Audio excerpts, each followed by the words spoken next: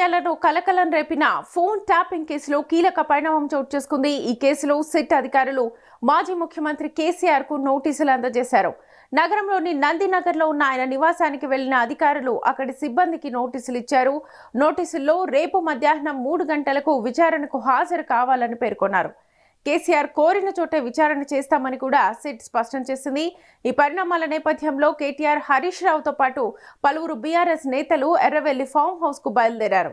SIT నోటీసులపై ఎలా స్పందించాలన్న అంశంపై కేసీఆర్ తో పాటు లీగల్ టీంతో చర్చిస్తున్నట్లుగా పార్టీ వర్గాలు తెలిపాయి. ఈ నేపథ్యంలో రేపు కేసీఆర్ విచారణకు హాజరవుతారా లేక న్యాయపరమైన మార్గాలను ఎంచుకుంటారా అన్నది ఉత్కంఠగా మారింది.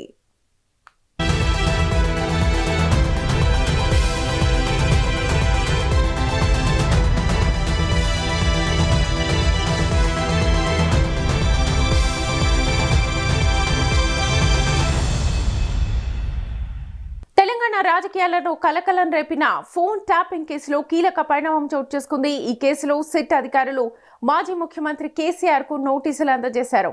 నగరంలోని నందినగర్లో ఉన్న ఆయన నివాసానికి వెళ్లిన అధికారులు అక్కడి సిబ్బందికి నోటీసులు ఇచ్చారు. నోటీసుల్లో రేపు మధ్యాహ్నం 3 గంటలకు విచారణకు హాజరు కావాలని పేర్కొన్నారు. కేసీఆర్ కోరిన చోటే విచారణ చేస్తామని కూడా సిట్ స్పష్టం చేసింది.